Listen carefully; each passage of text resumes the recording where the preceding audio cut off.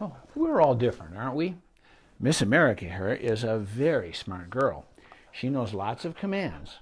In fact, I can send her anywhere in our house or yard to find anybody in the family, including our cats. And gentlemen, you're on the floor. They'll be up here on the table in just a minute. And I can send her by name, tell, go find so-and-so, and she will bring that creature back, whoever it is. That's pretty good, huh? But when she was a kid, the house training thing was a bit challenging. Well, we did fine, and so can you. And if you have a problem house training a puppy or an adult dog who's still struggling with that, put it in the comment line, and I'd be delighted to talk to you about it. And by the way, Carolyn, would you give me a couple of those little kitty feeders, and I'll get these cats up on the table so that people can see them.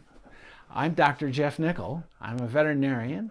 I'm residency trained in veterinary behavior medicine, which is really all about what can go wrong on the neurocellular level and the neurotransmitter level upstairs. Very closely related to what we consider the specialty of neurology, which is neurologic symptoms with movement usually, or sensation, vestibular problems, that kind of stuff. Behavior is just a different problem of the neurologic system in the brain. Well, the house training thing, there's nothing abnormal about that. What is normal about it is that dogs are supposed to understand that they don't soil their living area. Cats are a somewhat different creature, and this isn't about cats, but they're here. So if you can hear me loud and clear, just so that I know we're, no technical difficulties, please hit the wow button. And if you find this information helpful, please send me some hearts. That way I know I'm doing something valuable. And if any questions come up, not just about house training puppies or adult dogs, but anything related to pets, not just behavioral problems, but physical concerns of other kinds. I've been in general practice for many, many years before I finished my behavior residency and specialized. And Martha is here. I'm delighted to see you. Thank you for coming. And I have a couple of hearts, so I know that I'm doing something useful already. Okay, wonderful. So, I'm going to read you something. Tony has kind of made a mess of things here a little bit. Well, there we go. I'm going to read you a column that I put in the Albuquerque Journal only a couple of weeks ago. In fact, it was in my Facebook page, I think last week. But I want to expand on a few points in here because this is really the essence of this whole thing. Here's the question. I just brought home an 8-week-old puppy and want to ensure the best possible crate training. Crate training is a pretty popular thing nowadays because people want their dog to stay quiet and not damage their house and not house soil when they're gone. Keep the dog out of trouble. And, we want to set them up for success, no question about it. We don't want these pets doing any damage, but we have to bring out their best by taking care of their basic needs. And Misty, thank you for coming too. I'm just delighted you folks could make it. So, this person wants to crate train the puppy. It's been 4 days. Is that an eternity? I don't think so. However, he is still having accidents. Not perfect, right? Neither was this girl here. It took her a few weeks. I believe the crate may be too big. How do you recommend starting a new puppy out when they need to have their space and for potty training? Okay? Understandable questions, but not necessarily the correct questions. Teaching a shiny new puppy how to find the bathroom can be challenging. Mama cleans up after her infants, but as the kids mature, their genetic programming motivates them not to soil their living area. Well, this isn't easy for everybody. A recent study confirmed that small breed dogs can be a lot harder, if not seemingly impossible, to house train. And I have a research study I want to show you in a little bit. If you're a Chihuahua person, you may already know this, not that I'm pointing fingers. Free-living dogs face hardships, but they have canine-specific choices. And you think about it, our dogs, they're domestic creatures, and they certainly are men's and women's best friend, and they belong in our homes with us. There's no argument there. But the call of the wild, well, that's just below the surface. And, if we all had to just take off and leave the United States, like the people in Chernobyl, Russia did during that big nuclear meltdown accident in 1986, they took off and had to leave their dogs because the government told them to. And because those folks were just not in the habit of spaying and neutering, those pets had no trouble at all forming up free-living canine social groups and reproducing and managing their own territory, and they ended up doing just fine. And several generations later, they're still in Chernobyl. Point is this, that our domestic pets, we give them human names and we treat them like little people in furry suits, and that kind of love really matters. But they are members of a different species, and they have innate needs that are genetically programmed into their little brains. And when we give them too much, human-type confinement, that creates trouble, and it sets them up for failure instead of success. So this crate thing, not necessarily a bad thing to do, but you can cause trouble with it. So what I pointed out was that, like having their own apartment, dogs can stay warm and safe in their private den, okay? A place they can enter or exit whenever they want. And those are the natural choices that dogs are all hardwired to have, whether they're born feral or whether they're domestic pets like Miss America here. They need those choices, okay? So our domestic dogs are also denning creatures with rights to the same basic freedoms. And the basic freedoms of non-human animals are pretty important. We have that problem with livestock and lab animals especially. A generous-sized crate with its top and sides covered. Most people use these wire crates nowadays, and they don't feel at all like a den if they're just open on all sides. Because a dog's concept of a den is to be able to get into a low, snug structure. Not too snug, obviously, but they can see out the front of it or out the side, depending on how you have the crate oriented. Okay, and it'll work fine for overnight, but daytime confinement, no more than a few hours, because that would be counterproductive. A dog who can't get loose may accept having to eliminate inside his private space, and that causes significant stress and confusion. You could invite frustration and panic if your pupster felt trapped in a cage all during the day. And one of the biggest problems we have with dogs who have actually separation anxiety is people tend to crate them. And in fact, you can go on the internet and you can find crates that are built like Fort Knox. They're impossible to escape, and dogs have fractured their teeth and cut their lips and tongue and broken their nails in their frantic, panic-driven attempts to escape. So crate confinement, be very careful with that. In fact, a smart thing to do is prop up your smartphone, speaking of smart, get a $15 or $20 desktop tripod on the internet, and shoot some video of your dog or puppy for the first 20 minutes after you've left, and see what's going on, okay? And make sure that your individual dog isn't having a problem, because again, they are all different, just like us. Okay, so now is the perfect time for one-day house training. Keep the little squirt in a small room with a food dispensing toy, something like a twist and treat, but there are lots of them that you can get, between hourly trips to the yard. Lead him outside on a leash and remain silent while waiting patiently for the big event. If nature takes its course, you can quietly tell Junior he's good, but save the histrionics and the mylar balloons for his birthday. And that's because the canine-specific reward for this accomplishment is a brief jaunt off territory. It's a privilege that they earn by eliminating near the perimeter of the social group's territory. Okay? And they go out there, read the bulletin board, sniff, and pick up the messages, leave a few of their own. And then it's back to the little room and the food toy, not the crate, for another hour. If he doesn't produce, he'll learn that opportunity will knock again. You can read all about this on my website, which is Dr. Jeff Nichol, drjeffnichol.com. And you can put in the search bar, house training, and you'll get the whole thing on one-day house training, and you'll get my video, and, it's all there. And Cindy, oh, wonderful. Thank you, Cindy. I'm so glad you could make it. Thank you. I hope this is helpful.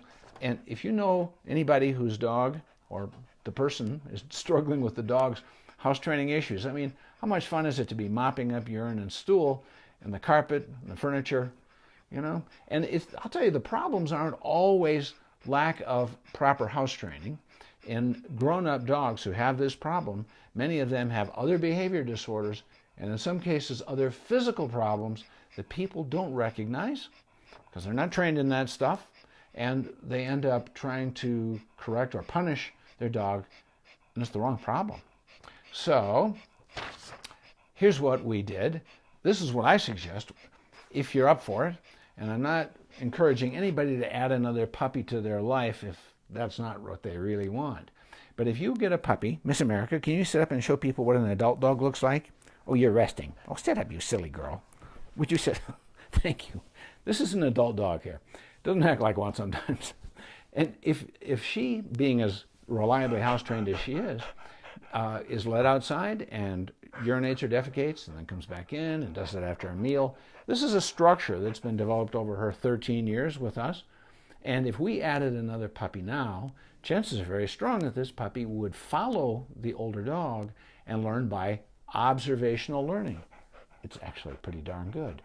On the other hand, in our family, we're not ready to add another puppy right now, and so we're not going to do that. And when we got Miss America as a baby, we did not have an adult dog. Our former border collie, Peter Rabbit, had passed away, and so it took us a while to get over that loss before we were ready for this puppy. So we taught her using the one-day house training method. Well, oh, Darren, thank you for coming too. I appreciate this. And again, if you know people who could benefit from this, put their name in the comment line. So here's what we did. Like many houses, we have a small guest bathroom downstairs near the back door, in fact. And so we took the rug out of there and the towels and that kind of stuff.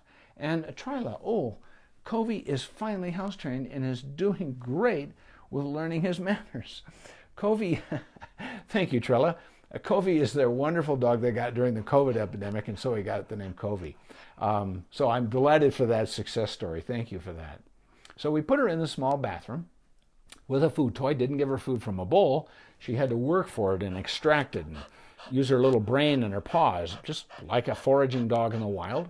You don't want to make it too challenging, but you want to occupy the dog's attention without human social contact, because this one day house training for a new puppy is all about they learn this in one day and they focus on it. So first thing we do in the morning is we got up, took her outside on a leash, and just got dressed enough that I could take her for a leash walk off property if she went. Well, she did. So off we went. It doesn't have to be a long walk, but it has to be off property because that's where the scent of other dogs is. And this is exactly how they're programmed to function in a free-living social group. You know, for a dog, almost everything is a privilege. They really don't have much for entitlements. They have to earn everything, which is how their leader keeps everybody rowing in the same direction so that we're all likely to survive. So they earn that privilege of that great, what dog doesn't love a walk, right? There are a few who are too scared, but almost every dog thinks it's wonderful. It's because it's a basic need. It's about more than exercise.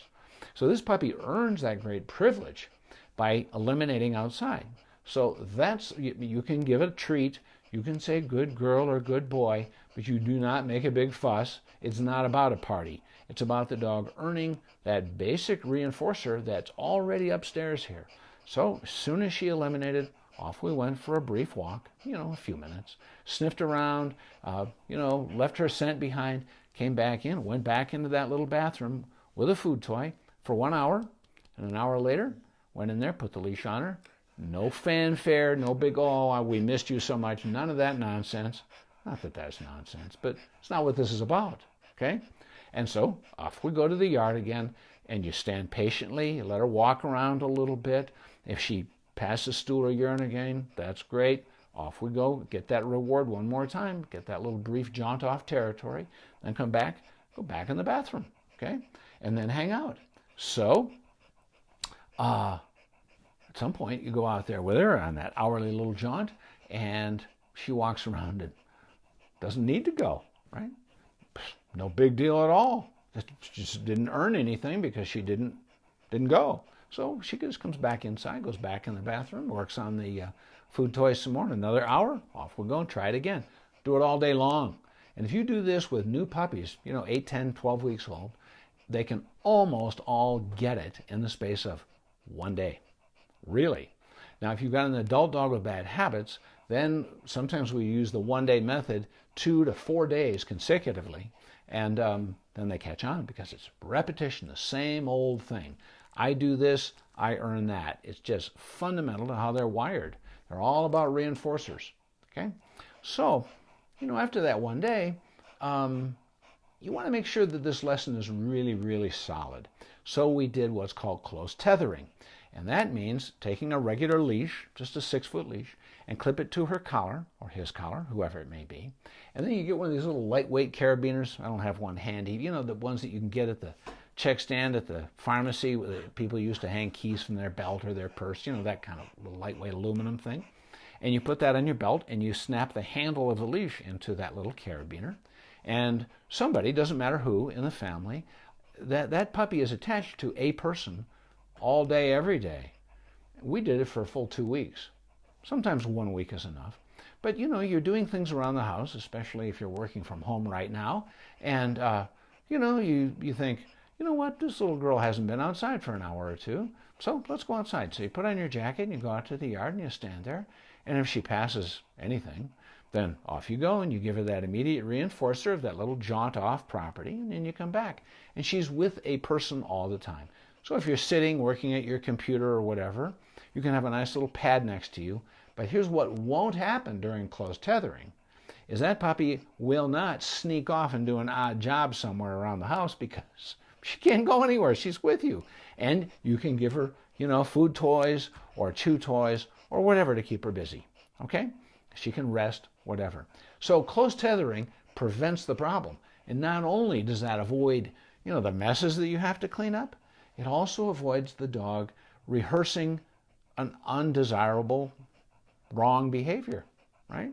And you are in charge. So she goes out there and she will earn that reinforcer if she does the right thing, okay? If she does the wrong thing inside, we don't say anything. We just clean it up. We don't make a big deal about it.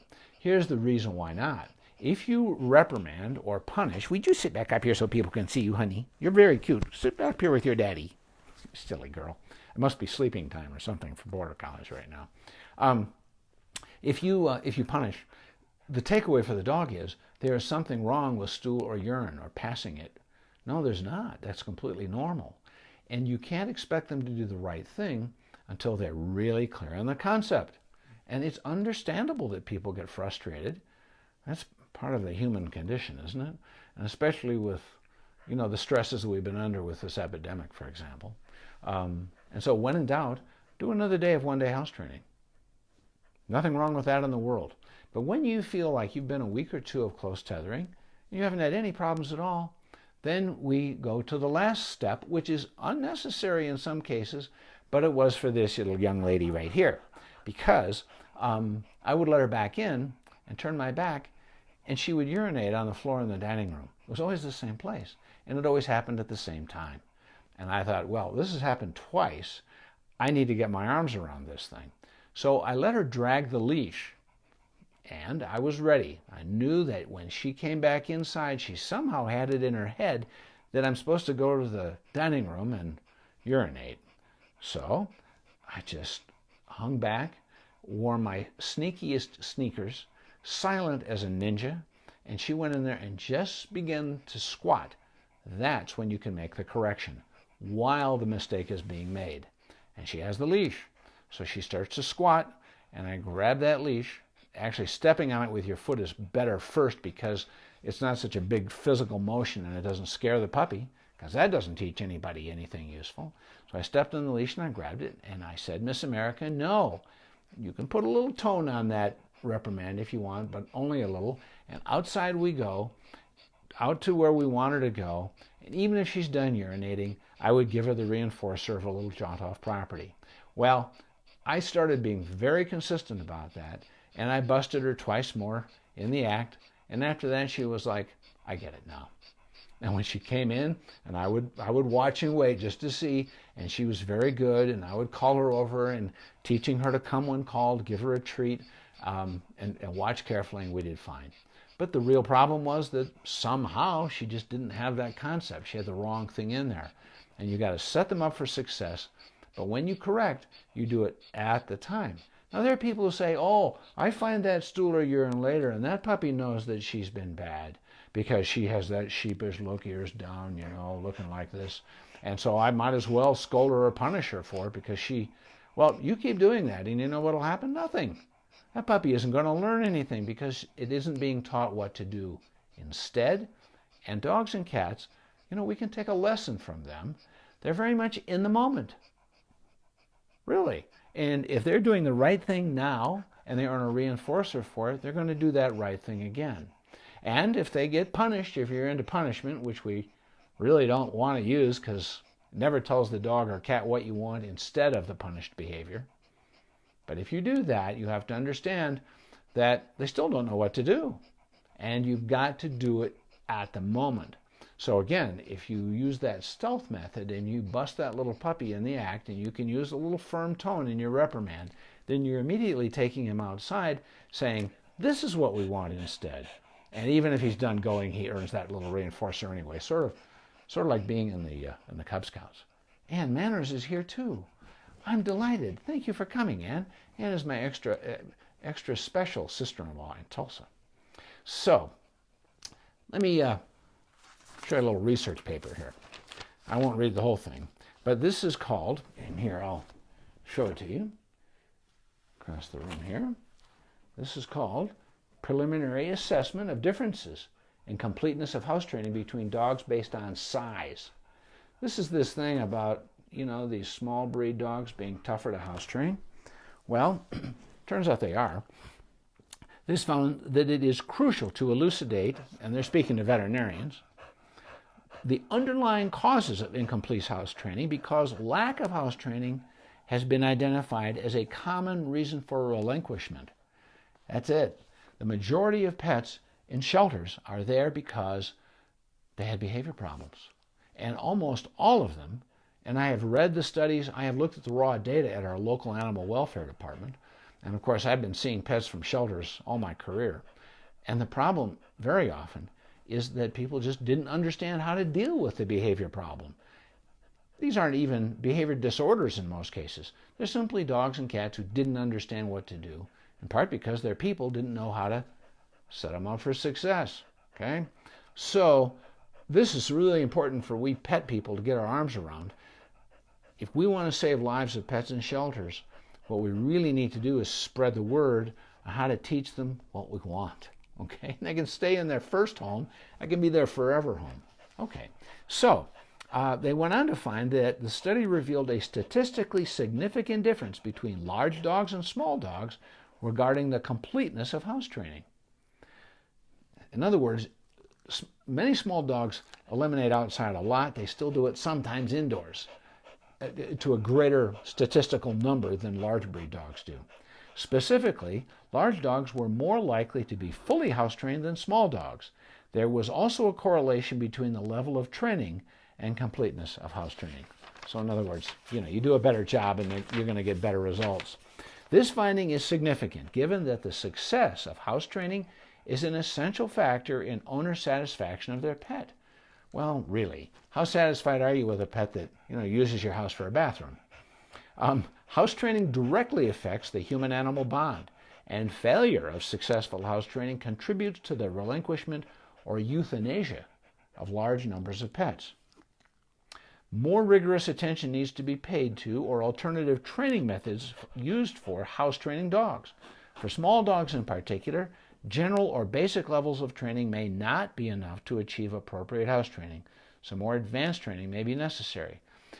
Here's my personal observation about the problem with so many of these small breed dogs and their lack of complete house training, is that people try to catch them when they find the problem later, or maybe at the time that the small dog is eliminating on the floor. They yell and they say, stop that, and they jump at the little dog. And those little rascals are quick, aren't they? And people end up chasing their dog around the house. And there is something a dog learns from that. They learn fear of their person. Okay? You've heard me talk a lot, if you've been to these little meetings before, about leaving a 6-foot or leash, or longer if you want, on your dog if you have a problem that needs to be managed, that all you've got to do is grab the leash. You don't have to chase anybody. And you can be nice. You know, there's a thing about empathy that we can have with our pets because they are all different. And one thing that every dog and cat has that is not in common with their person, there are some species typical behaviors that they don't share with us because in the wild they use different skills to survive than we would if we lived in the wild. So there's different hardwiring in the brain. Well, our empathy means that we're going to walk a mile in our dog's moccasins. We are going to say, what is it that's different about you compared with me? And it's a skill that we'll get pretty good at it with our pets. We can apply it to other people. And when you start to recognize the differences in other people, you can be a lot more forgiving. Not only of them, but you can be forgiving of yourself and forgiving of your pets. And if you're struggling with one of these things, you need some extra help. So here are some of the problems that we can have with these things, is they aren't all incomplete house training. I'll give you an example. Many years ago, back before we had ultrasound as a diagnostic tool in veterinary medicine, a lady came in. She had 2 puppies that were litter mates, Cody and Buck. And these dogs were Siberian Huskies, beautiful puppies. And she house trained them both the same way. And one of them was completely reliable, and the other was urinating in the house. So she thought, well, I've given them both the same training. Surely one of them is just being resistant or stubborn or obstinate, or some people think that this little guy is trying to get my goat. Okay? So she came in and said, well, I've scolded, I've spanked, nothing's working. What can I do? Well, wish she hadn't done that, but people make that mistake. So examined that little dog, and that pupster seemed normal on exam, but you know, it was a female puppy, and palpating right around the vulvar area, it was moist with a little bit of urine. So why is that dog not holding its urine very well? Well, we had then and still have now what's called a contrast medium that can be given intravenously, and it is taken up by the kidneys. And you take a series of x-rays after it's been given, and you time them very carefully, and you can see it light up the kidneys, and then you can see it light up the, excuse me, Tony T. I'm going to show a picture that I drew. I could have printed one off the internet, but while I was sitting here arranging my lights for this thing, I thought, you know, I'm going to draw a picture. So let me show you this picture. Excuse me, girlfriend. This is the picture. You see these 2 things up here? These are kidneys. And these little lines here are ureters. Now you see on this side, the ureter comes down. It drains urine from the kidney down into the bladder, this teardrop shaped thing, right there near what we call the neck of the bladder. It's called the neck of the bladder because, well, it's kind of like a neck. And this little thing here that I've highlighted in yellow, let me move this so you don't get sick, that's the bladder sphincter. It's sort of a circular muscle that we can use voluntarily to control the outflow of urine, right? So that's why most of us, including our pets, can urinate when they consciously choose to. But in this little puppy, this little Siberian Husky, on the other kidney, it had what we call an ectopic ureter.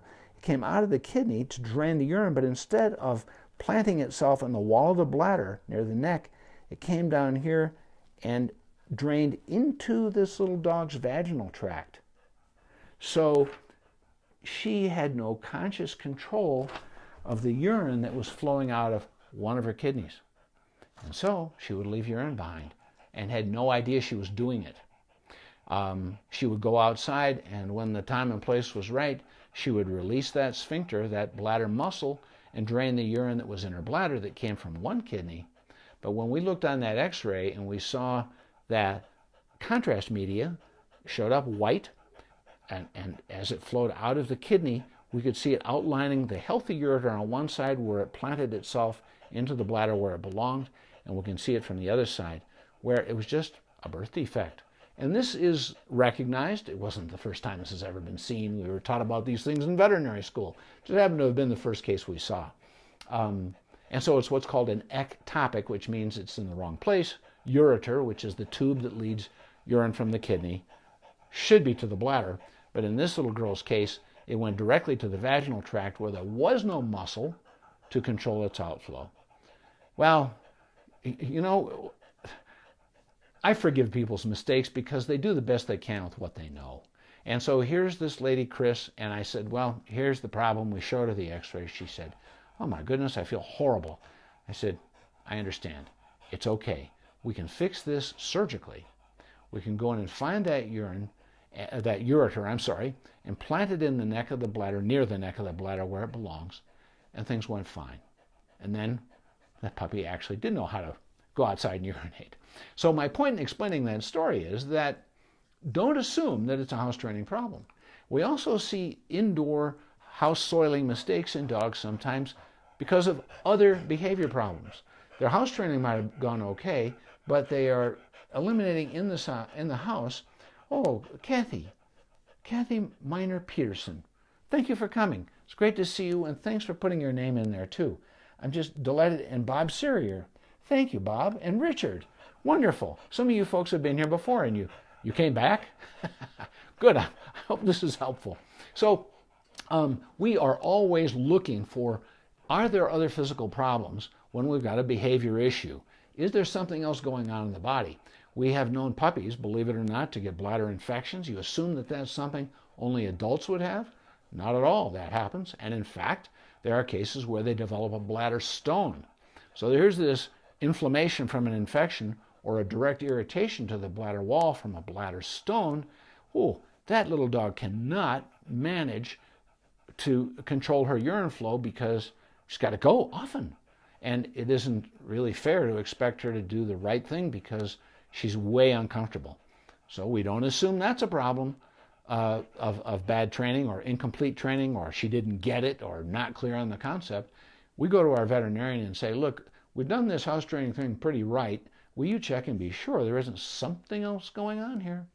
And in some cases, a general practicing veterinarian who does not have access to an ultrasound equipment or the skill to use it, because that is specialized, and veterinary internists are typically the specialists who handle that kind of investigation. So you might get referred to a specialist. Do what it takes. It's one of those things where we make no assumptions, or we miss a diagnosis, and the pet doesn't get the treatment they want. And the other thing about dogs who house soil is that it's stressful for them. They genetically, intrinsically understand that they don't soil their living area, yet they're living with the smell of stool or urine, and that's stressful for them too. So nobody's winning on these things if we don't get this job done. So if you have other questions on this, you are very welcome to bring them on camera. Oh, bring her on camera. Oh, I didn't know we could do that. In other words, people could be on camera with us. Maybe you don't want to be. I don't know. Anyway, if you have questions on house training or anything, you're welcome to put it in my Facebook page. I'll help you as best I can. Sometimes these things are good questions for my newspaper column, which I send out to my Facebook followers. And also, if you subscribe to my website, Dr. Jeff Nicol, Dr. Jeff, Nichol, no S, drjeffnicol.com. At the bottom of the homepage of my website, you can subscribe. There's no cost. And when you do, I will send you at no charge my pet first aid and CPR guide. It can be a lifesaver. And also every Tuesday morning in your email box, you will get the Facebook Live from the week before and my media blog. So I hope that's helpful. And something new that we're doing, beside one-on-one behavior consultations for dogs and cats who have behavior problems, not every one of those necessitates an in-depth 2-hour consultation. And so we're offering Zoom group conferences. And you can contact my office. My phone number is on the website and on my Facebook page. And we're doing these weekly. We have separate groups for dog people and separate groups for cat people. And I'll handle any kind of behavior issue. And it's much cheaper. And that may provide all the information you need. If not, at least you'll find out that you might need a full consultation. But everybody comes away learning something helpful. So you're welcome to contact us if you have a behavior issue about that. So thank you again for coming. And I hope you'll just take the time to provide your dog or your cat with the freedom of choices and a foundation of trust. Because if we try to get them to do things just for us and there's nothing in it for them, they can become obstinate like people. And just like us, anytime during a relationship, we can teach them that we're not going to intimidate them and that they can get their needs met. So don't feel bad if you've made mistakes. We can start right now, and they can learn. Dogs in particular are men's and women's best friends, in part because they know how to forgive. And that can go a long way for all of us, can't it? So thank you again for being here with me. And I hope everybody has a wonderful weekend. And thank you for those hearts. I'm glad this was useful. And please don't forget to wear your mask. Somehow we're going to get through this thing. Thanks.